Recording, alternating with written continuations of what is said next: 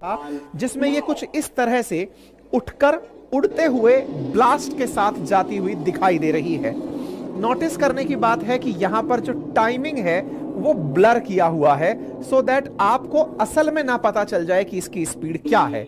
लेकिन दुनिया को तो हमने बता दिया कि हमने हाइपरसोनिक मिसाइल का परीक्षण कर लिया है और यह सक्सेसफुल कंडक्ट किया गया है हाइपरसोनिक मिसाइल परीक्षण।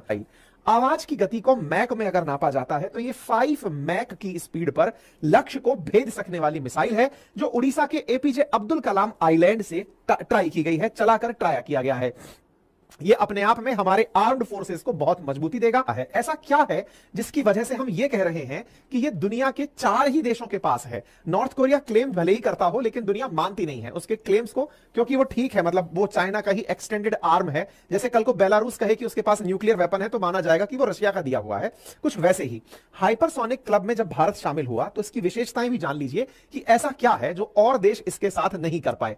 सबसे इंपॉर्टेंट पहली जानकारी, ये आवाज से 5 गुना तेजी से मार कर सकती है। आपके दिमाग में बेसिक प्रश्न आएगा, आवाज से 5 गुना क्या? दुनिया के पास तो इतनी टेक्नोलॉजी होगी कि इससे भी तेज गति से मार कर दे? जी नहीं, ये क्रूज मिसाइल है। अब ये क्रूज मिसाइल क्या होती है ये समझाएंगे आपको थोड़ा सा आगे चल के।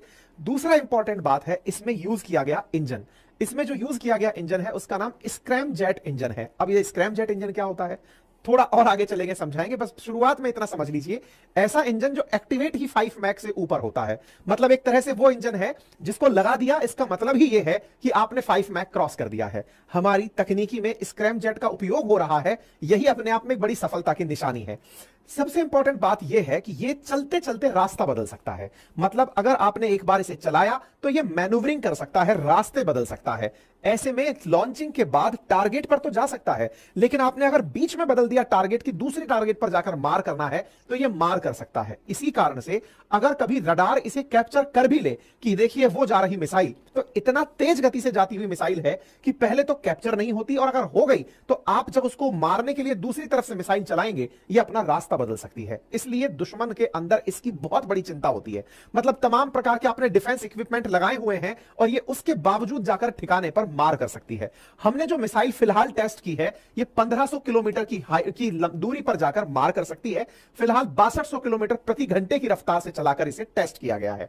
मिसाइलों की जो रेंज है उन रेंजेस में 1 मैक से कम स्पीड जब किसी मिसाइल की होती है तो उन्हें सबसोनिक कहा जाता है। आवाज की गति पर चलती है तो उसे ट्रांससोनिक कहा जाता है। आवाज की गति से तेज चलती है तो उन्हें सुपरसोनिक कहा जाता है। लेकिन 5 गुना आवाज से तेज अगर निकल जाए तो उन्हें हाइपरसोनिक कहा जाता है।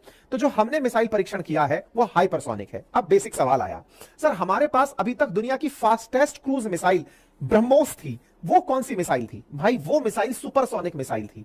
इसकी स्पीड लगभग 3 मैक के आसपास है, यानी आवाज की गति के 3 गुना तक यह चल सकती है। लेकिन हाइपरसोनिक अब परीक्षण हो गया है, तो क्या हम यह मान सकते हैं कि हमने ब्रह्मोस से भी फास्ट मिसाइल बना ली है? बिल्कुल आप मान सकते हैं, और यह जान भी सकते हैं कि आने वाले समय में हम ब्रह्मोस को अपडेट करके इसे और तेज मिसाइल में कन्वर्ट करने का जो प्लान लेकर चल रहे हैं, उसके लिए आज का यह परीक्षण बहुत कारगर सिद्ध होगा। हमारे चैनल पर आप लोग बहुत दिनों से हमारी खबरें सुन रहे हैं, उसके बावजूद भी आधे से ज्यादा लोग ऐसे हैं जिन्होंने चैनल सब्सक्राइब नहीं किया हुआ है। सब्सक्राइब कर लीजिए कि बॉल फेंकने वाला व्यक्ति अगर बॉल को इस तरह से फेंके तो वो दूर तक जाएगी, और अगर वो जमीन के समानांतर फेंके तो वो जल्दी गिर जाएगी। ऐसे में अगर जमीन के समानांतर फेंकते हो तो वो गिरती क्यों है? तो आंसर है जमीन की तरफ से लगने वाला, अर्थ की तरफ से लगने वाला ग्रेविटेशनल फोर्स, जिसे आप गुरुत्वाकर्षण बल कहते हैं। यही कारण है कि जब क्रूज मिसाइल्स, अच्छा इसी आधार पर मिसाइलों को भी 2 भागों में बांटा जाता है। मिसाइलें जो इस प्रकार के परवलयाकार पथ पर जाकर के अटैक करती हैं उन्हें बैलिस्टिक मिसाइल कहते हैं, और जो जमीन के समानांतर जाकर अटैक करती हैं उन्हें क्रूज मिसाइल कहते हैं। तो क्रूज मिसाइल और बैलिस्टिक मिसाइल का ये जो बेसिक अंतर है, अगर आप इसे समझ जाएं तो बैलिस्टिक मिसाइल एक परवलयाकार पथ बना करके टारगेट पर अटैक करती है, और क्रूज मिसाइल जमीन के समानांतर चल के टारगेट को हिट करती है। ऐसे में जमीन के समानांतर चलना बड़ा मुश्किल टास्क है, क्योंकि आपको गुरुत्वाकर्षण खींच रहा है। इससे बचने के लिए क्या किया जाए? इससे बचने के लिए आपको बहुत गति देनी होती है। जब आप गति बढ़ाएंगे तो आप दूर तक अटैक कर पाएंगे। तो संभवतः अब आप इस वैल्यू का मतलब समझ गए हो कि हम 2.8 मैक पर जब थ्रो करते हैं मिसाइल तो वो 290 किलोमीटर तक जा रही है। अगर इसकी रेंज बढ़ानी है तो मुझे यहां पर और गति बढ़ानी होगी, और अगर मैं इसे 5 मैक तक ले जाता हूं तो स्वाभाविक है कि मैं मैं इसे और दूर तक फेंक पाऊंगा। और ऐसे में फिलहाल हम 1500 किलोमीटर का टेस्ट कर रहे हैं, यानी ब्रह्मोस आने वाले समय में 5 मैक पर ही 1500 किलोमीटर जा पाएगी। हम 2.8 मैक पर इसे आगे नहीं ले जा सकते। अर्थात अगर हमें दूर तक मिसाइल फेंकनी है तो हमें स्पीड बढ़ानी पड़ेगी। अगर बॉलर को अपनी बॉल दूर तक फेंकनी है तो उसे स्पीड बढ़ानी पड़ेगी। अर्थात भविष्य में होने वाले ब्रह्मोस के अपडेट आज किए गए इस परीक्षण से बहुत ज्यादा जुड़े हैं। यही कारण है कि अप्रैल 2023 की यह खबर कि इंडिया और रशिया ब्रह्मोस का हाइपरसोनिक वर्जन बनाने वाले हैं, यह इस आज की खबर से डायरेक्ट रिलेट होता है। हम ब्रह्मोस के नए वर्जन की टारगेट तैयारी में हैं, जिसमें रशिया अपनी जिरकॉन मिसाइल सिस्टम की टेक्नोलॉजी संभवतः भारत से साझा कर पाएगा, ताकि हम लोग मिलकर रूस के साथ ऐसी ब्रह्मोस अपडेटेड वाली बना पाए। ये 2023 की खबर थी। अब आप इसे रिलेट कर सकते हैं और यही कारण है कि यह खबर आज बहुत मायने रखती है। अब ये कितनी खबर मायने रखती है? पिछले साल यानी कि आज से 2-3 साल पहले चाइना ने जब हाइपरसोनिक मिसाइल परीक्षण किया था तो अमेरिका खुद चिंता में चला गया था, क्योंकि चाइना के द्वारा इस तरह की मिसाइल का परीक्षण, देखिए दुनिया का कोई भी देश हाइपरसोनिक को बैलिस्टिक मिसाइल पर ट्राई कर सकता है। क्रूज पर मिसाइल टारगेट करना एक अपने आप में, मतलब कहिए कि आपका पता चल जाएगा कि आप में कितना दम है। पता चले आप बोल तो दिए कि हमने साहब स्पीड बढ़ा दी और वो ज्यादा दूर तक गई नहीं, तो दुनिया को आपका राज खुल जाएगा। बैलिस्टिक में क्या है कि आपको हाइट पर फेंकना है, कितना हाइट पर गया पता नहीं चलेगा। सर हमने बहुत बड़ा पाथ ले लिया था और फिर हम जब जमीन में बगल में गिरा लिए। इस चक्कर में यह चीज अपने आप में बड़ी है। जब चाइना ने 2 साल पहले की थी तो अमेरिका खुद इस बात को लेकर चिंतित हुआ था कि इन्होंने ये बना कैसे लिया, क्योंकि अमेरिका के बाद रशिया और रशिया के बाद चाइना, ये 3 ही देश असल में ऑफिशियली हाइपरसोनिक मिसाइल रखते थे। चाइना ने हमसे 2 साल पहले 2021 में ही इसे बनाया है। अच्छा, क्या हमने इसके लिए नोटम जारी किया था? बिल्कुल, हमने इसके लिए प्रॉपर 15 से लेकर 17 के बीच में मतलब नोटिस जारी किया हुआ था एयरमैन के लिए कि भाई इस एरिया से मत निकलना, क्योंकि हम यहां पर परीक्षण करने वाले हैं। उड़ीसा के बालासोर के नजदीक इस तट से हम जब ये परीक्षण करते हैं तो यहां पर सबको बोल देते हैं कि भाई कुछ भी लेके मत उड़ना, मिसाइल लग जाए तो फिर हमसे मत कहना। तो फिलहाल के लिए हमें यह बात समझ में आती है। तो हमें अब तक क्या क्लियर हो चुका है कि हमारी यह मिसाइल क्रूज है। अब इसके अंदर इंजन कौन सा लगा है? जैसे हम जब कोई गाड़ी खरीदते हैं तो उन गाड़ियों के अंदर स्पेसिफिकेशंस होते हैं, इस गाड़ी का ये इंजन खास है। ऐसे ही मिसाइलों में अलग अलग प्रकार के इंजन लगते हैं। आज मैं आपको 2 प्रकार के इंजन बता रहा हूं, एक है रामजेट इंजन और एक है स्क्रैमजेट इंजन। मतलब रामजेट से आगे एससी और लग गया है, स्क्रैमजेट इंजन है। अब ये रैमजेट और स्क्रैमजेट फिलहाल बैलिस्टिक मिसाइल, क्रूज मिसाइल्स में यूज होने वाले बेहतरीन इंजन कंसीडर किए जाते हैं। जो फिलहाल हमारी ब्रह्मोस चल रही है, यानी ये कहिए कि जो हमारे सुपरसोनिक मिसाइल चल रहे हैं वो चलते हैं रैमजेट इंजन के ऊपर, और जो स्क्रैमजेट इंजन है इस पर हाइपरसोनिक मिसाइल सिस्टम चलते हैं। स्क्रैमजेट और क्रायोजेनिक फिलहाल इसरो अपनी लॉन्च व्हीकल्स में यूज कर रहा है। आपको अब ये स्क्रैमजेट के बारे में समझना है। स्क्रैमजेट में होता क्या है, मतलब इस इंजन की खासियत क्या होती है, क्यों इसे इतना खास माना जाता है, इसके लिए थोड़ा सा स्क्रैमजेट के बारे में जान लीजिए। देखिए होता क्या है, इंजन असल में है क्या? इंजन वो है जो आपको उड़ने की ताकत दे रहा है। स्क्रैमजेट मिसाइल इंजन्स में ये बहुत जबरदस्त टेक्नोलॉजी होती है, और वो टेक्नोलॉजी ये कि जब हवा में उड़े तो हवा में उपस्थित ऑक्सीजन को ही फ्यूल के रूप में यूज कर लें। ये तो बहुत ही इंटरेस्टिंग बात हुई सर, फ्यूल के रूप में यूज कर लें मतलब क्या है? देखिए असल में जलने के लिए तो हमारे पास हाइड्रोजन एज ए फ्यूल भेजी जाती है मिसाइल के इंजन में डालकर, लेकिन उसे जलाने के लिए ऑक्सीडाइजर के रूप में ऑक्सीजन की जरूरत होती है। आज दुनिया में कहीं भी आग लगे, उस आग के लिए ऑक्सीजन जरूरी है। जैसे हम कहते हैं ना आग में घी डालना, असल में आग में ऑक्सीजन डालना ही असल में आग में घी डालना है। अगर ऑक्सीजन जितनी ज्यादा आग को उपलब्ध होगी वो उतना फैलेगी। ऑक्सीजन एज ए ऑक्सीडाइजर काम करती है। अगर किसी जगह आग बुझाना हो तो कहते हैं ऑक्सीजन वहां की खत्म कर दो। कई बार आपने बचपन में एक करामात की होगी कि माचिस की तीली जलाई, मुंह में रख ली और दिखाया देखो हमारा मुंह नहीं जल रहा। वो क्यों नहीं जल रहा? क्योंकि अंदर जाती तीली बुझ गई, क्योंकि अंदर कार्बन डाइऑक्साइड थी। अगर अंदर ऑक्सीजन होती, अगर आपको यही करामात माचिस की तीली वाली करनी है तो खुले मुंह में तीली रखकर दिखाओ, मान जाएंगे कि आपको जल नहीं रहा है। असल में वो डालते ही करके जो बंद करते हैं, असल में वो ऑक्सीजन खत्म कर देते हैं। ऑक्सीजन खत्म, माचिस की तीली का डर खत्म। कई बार आपने जादूगरों को मतलब कलाकारों को देखा होगा कि मुंह में डीजल भर करके फू फू फेंक के आग लगाते रहते हैं। वो इसलिए क्योंकि अंदर ऑक्सीजन नहीं भरी हुई है, इसलिए आग का डर नहीं है। ऑक्सीजन लग गई तो सब जल जाएगा। ऑक्सीजन ही आग लगाने का काम करती है। स्क्रैमजेट इंजन चूंकि हम क्रूज मिसाइल में रख रहे हैं, एटमॉस्फेयर के ट्रोपोस्फेयर वाले रीजन में उड़ रहा है। ट्रोपोस्फेयर, स्ट्रेटोस्फेयर ये वो क्षेत्र है जहां ऑक्सीजन मिल सकता है। स्ट्रेटो में ऑक्सीजन की मात्रा कम हो जाती है, ट्रोपोस्फेयर में ही क्रूज मिसाइल्स उड़ रही हैं और उड़ते ऑक्सीजन ट्रोपोस्फेयर में क्रूज मिसाइल वहां की ऑक्सीजन को एज ए ऑक्सीडाइजर यूज कर सकता है, और एज ए ऑक्सीडाइजर यूज करके बहुत ही कंप्रेसिव तरीके से ये हाइड्रोजन फ्यूल के साथ उसे मिक्स करने की नेचर रखते हैं। तो सर आपने तो ऐसे बता दिया कि कल को मैं भी इंजन बना लूंगा, सुनने में बहुत आसान लग रहा है। समझने वाली बात यह है कि इस टेक्निक का उपयोग ही 5 मैक से ऊपर होता है, यानी कि आप इस एयर को कंप्रेस करके हाइड्रोजन को दे ही तब पाएंगे जब आपकी मिसाइल 5 मैक से ऊपर जा रही हो। तो इसका मतलब क्या हुआ? इसका मतलब यह हुआ 5 मैक तक पहुंचाने के लिए आपने हो सकता है कोई और इंजन काम में लिया हो, यानी पहले इसे धक्का किसी और इंजन से दिया, फिर इसके अंदर दूसरा इंजन आकर के चालू हुआ, यानी शुरुआत के लिए कुछ और था। ये बिल्कुल वैसे है जैसे हवाई जहाज जब उड़ने की तैयारी में होता है तो पहले लुढ़कता तो अपने नॉर्मल इंजन से है, लेकिन जब लिफ्ट करने वाला होता है तब उसके अंदर सारे अपने इंजन चालू होते हैं जो उसको लिफ्ट देते हैं। एग्जैक्टली स्क्रैमजेट इंजन तेज गति पर ही चालू होता है और उसके अंदर ऑक्सीजन को हाइड्रोजन जलाने के लिए उपयोग में लिया जाता है। यह स्क्रैमजेट की विशेषता फिलहाल यूज में ली जा रही है हमारे इस इंजन के अंदर, ठीक है, जो कि आगे अगर यूज कर लिया जाए तो यह 15 मैक तक की स्पीड पर इंजन को ले जा सकता है। यह इसकी बहुत बड़ी विशेषता होती है। इसलिए आप याद करिएगा, हम पहली बार क्रूज मिसाइल में स्क्रैमजेट इंजन यूज कर रहे हैं, यह अपने आप में बहुत बड़ी बात है, ठीक है। आगे बढ़ते हैं। अब हमने हाइपरसोनिक का कौन सा वर्जन यूज किया है? अब हाइपरसोनिक गति तो पकड़ ली हमने 5 मैक से ऊपर की। अब 5 मैक से ऊपर की गति बनने के बाद में 2 प्रकार की स्किल्स आती हैं। पहला, देखो बैलिस्टिक तो सबको पता था कि परवलयाकार पाथ पर उड़कर जाएगा और मार करेगा। दूसरा पाथ होता है कि मिसाइल उड़ी, उड़कर के एक हाइट पर पहुंची और वो जमीन के समानांतर समानांतर उड़ना शुरू हुई। अब समानांतर उड़ने में भी 2 गतियां हैं। एक गति कौन सी है कि उड़ती हुई मिसाइल यो लहरा लहरा कर उड़े, यो टेढ़ी मेढ़ी उड़े, और जब ये टेढ़ी मेढ़ी उड़ती है तो इस पाथ को कहते हैं ग्लाइड व्हीकल। ये कुछ वैसे है जैसे आपने कभी बचपन में पन्ने से हवा बनाकर हवाई जहाज बनाकर यूं उड़ाए हो, तो वो जो ग्लाइड बनाकर उड़ाते हो तो वो बड़ा ही तैर तैर कर उड़ते हुए लैंड करता है। कभी वो स्पष्ट गति नहीं पकड़ता, बस वो लहरते हुए पकड़ता है। एग्जैक्टली अगर एटमॉस्फेयर के अंदर ही क्रूज इंजन इस तरह तैर करके अपने लक्ष्य तक जा रहा है तो यह हाइपरसोनिक ग्लाइड व्हीकल कहला रहा है। और अगर कभी ये पैरेलल सीधा उड़ करके टारगेट को हिट कर रहा है तो यह हाइपरसोनिक क्रूज मिसाइल सिस्टम कहलाता है। हम लोगों ने इस क्रूज मिसाइल सिस्टम को टारगेट किया है, ग्लाइड को नहीं किया है। अब ग्लाइड अच्छा है या बुरा है? देखो, जो रक्षा विशेषज्ञ हैं वो इस ग्लाइड को ज्यादा अच्छा बताते हैं। तुलनात्मक रूप से ज्यादा अच्छा क्यों बताते हैं? क्योंकि क्रूज में फिर भी एक बार आपको स्पष्ट पाथ देखकर अंदाजा हो सकता है कि कोई मिसाइल जा रही है। ग्लाइड में तो कंफ्यूज करने के बहुत से तरीके हैं। आप चलाए कहीं थे, फिर उड़कर कहीं गई, फिर कहीं गई, फिर कहीं गई, आप लक्ष्य पता नहीं लगा पाएंगे कि बचाना किसे है। अब इधर जा रही है, ये बिल्कुल वैसे है जैसे क्रिकेट के अंदर आप लोग बॉल को स्पिन कराते हैं, फेंकते इधर है जाती उधर है। एग्जैक्टली ये वाली चीज यहां पर हो रही है ना। तो ग्लाइड मिसाइल सिस्टम चाइना ने डेवलप कर रखा है। हमने जो मिसाइल सिस्टम यूज किया है वो क्रूज मिसाइल सिस्टम है, ठीक है। ये क्रूज मिसाइल सिस्टम इस प्रकार से पाथ जमीन के समानांतर बना के चलता है।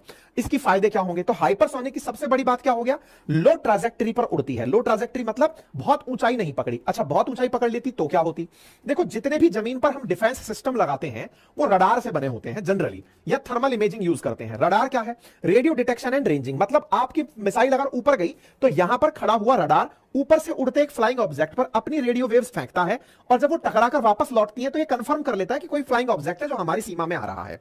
अवेयरनेस मिल जाती है रडार को कि साहब मिसाइल चल चुकी है। दूसरा, फिर थर्मल इमेजिंग करते हैं कि गर्मी अगर आ रही है इसका मतलब किसी ने गोला चला दिया है। जनरली ये जो आयरन डोम वगैरह सिस्टम है ये थर्मल इमेजिंग और रडार यूज करते हैं जिससे कि ये डिफेंस कर पाते हैं। अब देखिए, इधर की तरफ हाइपरसोनिक मिसाइल अगर आपने चलाई है तो इसके अंदर सबसे इंपॉर्टेंट चीज क्या है कि इतना ऊंचाई पर ये गई नहीं, तो इधर खड़ा हुआ जो रडार है वो इसे इतना ऊंचाई से टारगेट करने के लिए चिंतित, मतलब भाई आप तो ऊपर मुंह करके खड़े हो और वो यहां से नीचे से आ गया। ये बिल्कुल वैसे हुआ। घर में कई बार आपने देखा होगा कैमरे लगाए हुए होते हैं ताकि कोई घुसेगा तो पता चल जाएगा, लेकिन कैमरे के नीचे एक शैडो जोन होता है, यानी कि जहां कैमरे की रेंज है उसके नीचे का एक क्षेत्र है जहां से चोर निकल गया या कोई भी निकल गया तो आपको पता नहीं चलेगा कोई आया या नहीं। जिसको चोरी करनी है वो इस शैडो जोन का यूज करता है जिसे ब्लैक स्पॉट बोलते हैं। ऐसे ही रडार का ब्लैक स्पॉट यूज करता है क्रूज मिसाइल सिस्टम, इसलिए इसे कहा जाता है कि पकड़ में नहीं आता है। नंबर 1 बात। दूसरा, ये वजन ले जाने में सक्षम होता है, काफी ज्यादा वजन एक साथ ले जा सकता है। इसको ऐसे समझिए, अगर आपको बैलिस्टिक मिसाइल भेजनी है तो बैलिस्टिक मिसाइल लॉन्ग रेंज पर भेजने के लिए यूज में लेते हैं। आपने वजन ज्यादा दिया, लॉन्ग रेंज तक ट्रैवल कराना है, तो जैसे अगर आपकी गाड़ी में बहुत सी सवारियां बहुत दूर तक भेजनी है तो टेक्निकली एफिशिएंसी की ज्यादा जरूरत पड़ेगी। ज्यादा जरूरत पड़ेगी तो इसका मतलब आप कम वार हेड भेजकर दूर तक भेजना चाहेंगे ताकि कम ईंधन में दूर तक की यात्रा करा दें। लेकिन आपको नियम कम दूर तक जाना है और कम दूर तक जाना है तो आप ज्यादा वार हेड ले जा सकते हैं। इसलिए जो क्रूज मिसाइल्स होती हैं वो जनरली ज्यादा वजन ले जाने के लिए ट्रेडिशनल हथियारों के रूप में यूज की जाती हैं। मतलब ज्यादा बड़ा वजन से गोला कहीं गिराना है तो क्रूज मिसाइल से उठा के गिराया जाता है कि ले फेंक दे जोर से, तो ये फेंकने के काम आती है। ठीक है, मतलब इसको ऐसे समझिए कि भाला हल्का है तो बहुत दूर तक चला जाएगा, लेकिन वो जो गोला फेंकते हैं वो बहुत दूर तक नहीं जाता, क्योंकि गोले के अंदर वजन ज्यादा है, बहुत दूर तक नहीं जा पाता। ठीक है ना। अच्छा, आगे की तरफ यहां पर हाइपरसोनिक मिसाइलें कई टन परमाणु हथियार भी अपने साथ ले जा सकती हैं। एक जो सबसे इंपॉर्टेंट बात यहां पर बताई जा रही है वो क्या है, वो है कि ये अंडरग्राउंड बने हुए जो गोडाउन्स हैं उन्हें हिट कर सकती है। अब इसको ऐसे समझिए, मतलब अगर किसी मिसाइल को आपने एक तो यूं हल्के से फेंका और एक कोई बहुत तेज गति से फेंका, तो तेज गति से फेंकने में ना केवल वो जल्दी पहुंच रही है, बल्कि उसने गति के कारण जो अपने अंदर ताकत प्राप्त की है वो उसके अंदर पेनिट्रेशन बहुत बढ़ा दे रही है, और उस हाई स्पीड की वजह से वो अंडरग्राउंड रखे हुए जो गोदाम हैं उनको हिट कर सकती है। इसको ऐसे समझिए, अभी जब इजराइल और लेबनान के बीच में कंफ्लिक्ट हुआ था तो आपको याद होगा लेबनान के अंदर हिजबुल्लाह का एक आतंकी था नसरुल्लाह। उस नसरुल्लाह ने जमीन के अंडरग्राउंड में अपना घर बनाया हुआ था, और यह भी पता होगा कि गाजा पट्टी के अंदर हमास के आतंकी टनल बना के रहते थे, लेकिन टनल्स के ऊपर या फिर नसरुल्लाह को टनल में इजराइल ने खत्म कैसे किया। उसके अंदर आपको तस्वीरें आपको याद होंगी, हमने इस तरह की दिखाई थी, आपको बताया था घरों में इस प्रकार से ये बनाए हुए थे या टनल्स में छुप छुप करके ये सब रहते थे। ऐसी बहुत सी टनल्स आपको याद होंगी जो उस समय काफी सुर्खियों में आई थी कि देखो इस तरह से ये टनल्स में रहते हैं। तो इन टनल्स में बनाकर रहते क्यों हैं, ताकि जनरल कोई भी बम आएगा तो वो बस ड्रॉप किया जाता है, वेग से नहीं फेंका जाता। जनरल ड्रॉप किया है तो वो ऊपर ही फटफटा के रह लिया, कोई वेग से फेंकेगा तो ही बहुत अंदर तक डीप पेनिट्रेट करता है। ऐसे में ये जो मिसाइलें हैं जिनकी स्पीड बहुत तेज है, ये जब किसी टारगेट को हिट करती हैं तो ये डीप डाइव हिट करती हैं, और डीप डाइव हिट करके दुश्मन ने अगर गोला बारूद जमीन की गहराइयों में छुपा कर रखा है तो ये उन्हें नेस्तनाबूद कर सकती हैं। चौथी इसकी विशेषता क्या होती है, ये रास्ते में चलते चलते मैनूवर कर लेती हैं, यानी कि रास्ता बदलने में, टारगेट बदलने में, अपने लक्ष्य में ये माहिर होती हैं। इसलिए कहा जाता है कि अपनी इसी क्षमता के कारण ये खुद से भी बच जाती हैं, उड़ते उड़ते ये रास्ता बदल लेती हैं। अब होता क्या है, कुछ कलाकार इसकी इसी टेक्नोलॉजी को कहते हैं कि सर ये मैनूवरिंग कर लेती हैं। मैनूवरिंग कर लेती हैं इसलिए ये ग्लाइड फीचर है। दोबारा सुनिएगा, ग्लाइड फीचर को और जो क्रूज मिसाइल फीचर को, इन दोनों को लेकर बड़ा कंफ्यूजन क्रिएट कर दिया जाता है। फिर से समझिए, मैनूवर कर लेना यानी चलते चलते अचानक स्पीड बदल लेना, ये आपके पास टेक्नोलॉजी गिवन है स्क्रैमजेट इंजन में। स्क्रैमजेट इंजन टेक्नोलॉजी है जो आपको मैनूवर करने की फैसिलिटी देता है। तो हाइपरसोनिक में मैनूवर फैसिलिटी आ गई, लेकिन एक बनाया ही इस तरह से गया है कि वो अपने टारगेट तक पहुंचने से पहले ही लहराता हुआ जा रहा है, उसे ग्लाइडर के रूप में यूज किया जा रहा है। ठीक है, तो इस इंजन के बारे में कहा गया है कि ये मैनूवर कर लेता है, मतलब ये ग्लाइड भी कर पाएगा, दिशा बदल रहा है ना इसलिए ग्लाइड कर पाएगा। लेकिन जो चाइना वालों ने बनाई है वो शुरू ही ग्लाइड करते हुए होती है। आपने लॉन्च किया, लहराते हुए पता चल रहा है कभी रशिया की तरफ मुड़ गई, कभी यूं घुस गई, कभी यूं घुस गई और जाकर अमेरिका पर गिर गई। मतलब उस तरह का मिसाइल सिस्टम ग्लाइड सिस्टम है। ठीक है, मैनूवर किए बिना ही वो मैनूवर हो रहा है। फिलहाल के लिए ये मैनूवर करने की क्षमता रखता है। इस तरह से हमने अपने लिए एक मिसाइल बना ली। क्या यह मिसाइल अचानक बनाई है? जी नहीं, हम 2020 से इसके ऊपर काम कर रहे हैं, और इसके पीछे जो असल मकसद है वो हमारी ब्रह्मोस 2 की रेंज को बढ़ाकर 1500 किलोमीटर तक ले जाना है। मैंने पहले भी आपसे कहा था कि ब्रह्मोस 2 को अगर दूर तक मार करानी है तो आपको स्पीड बढ़ानी पड़ेगी, स्पीड बढ़ानी पड़ेगी अगर 1500 किलोमीटर तक ले जाना है। हमने अभी ये बोला है कि हमने हाइपरसोनिक परीक्षण किया है। हमने हाइपरसोनिक में कितना स्पीड का परीक्षण किया ये डिस्क्लोज नहीं किया है। हाइपरसोनिक 5 मैक पर होता है तो हम मानने को तैयार हो गए कि 5 मैक तो मिनिमम होगा ही, लेकिन जब 3 मैक पर या 2.8 मैक पर ये 290 किलोमीटर मार कर रही है तो हम ये मानकर चलें कि 5 मैक अगर हो गया होगा तो भाई पकड़ लो 500 किलोमीटर तक चली जाएगी। लक्ष्य तो 1500 है। तो पहले के विशेषज्ञ कहते हैं कि कम से कम हमने 8 मैक पर यह परीक्षण किया है, बस दुनिया को यह नहीं बताना चाहते कि हमने कितना तेज गति का बना लिया है। वो हमारा सीक्रेट है, वो हमने बना लिया, इसलिए डीआरडीओ ने उस नंबर को ब्लर किया हुआ है जब वो चल रही है। ऐसे में स्पीड क्या रही होगी ये तो जब मिसाइल चलेगी तब पता चलेगी, लेकिन हमने अपने इरादे बता रखे हैं कि फिलहाल जो 6200 किलोमीटर पर परीक्षण हुआ है हम वो 9000 किलोमीटर पर करना चाहते हैं। फ्रांस और ब्रिटेन जैसे देश भी इसे अपने पास नहीं रखते, हमने इतना बड़ा वेपन सिस्टम बना लिया है। रक्षा विशेषज्ञ इसे कैसे देखते हैं? रक्षा विशेषज्ञों का मानना है कि यह मिसाइल सिस्टम किसी के पास होना उसकी टेक्नोलॉजी को उन्नत होने के बराबर बताता है कि हां भाई ये अपग्रेड कर गए हैं, और अपग्रेड कर गए हैं तो दुश्मन को इनसे डरना चाहिए। यही कारण है कि चाहे रशियन टाइम्स हो जिसने इसे हिस्टोरिक इवेंट बताया, इसी प्रकार से ब्लूमबर्ग ब्लूमबर्ग हो, अल अरेबिया हो, हर खबर के अंदर छपा है। पाकिस्तान ने भी इसे कहा है कि चाइना, रशिया और यूएस के बाद अब भारत के पास यह मिसाइल सिस्टम है। इसका मतलब अंतरराष्ट्रीय इमेज इसका तगड़ा गया है। इसका मतलब यह हुआ कि हाइपरसोनिक मिसाइलें अपनी रफ्तार के कारण और हवा में मैन्यूवरिंग की जो कैपेसिटी है उसके कारण यह अपने लिए बहुत ज्यादा मायने रखती हैं।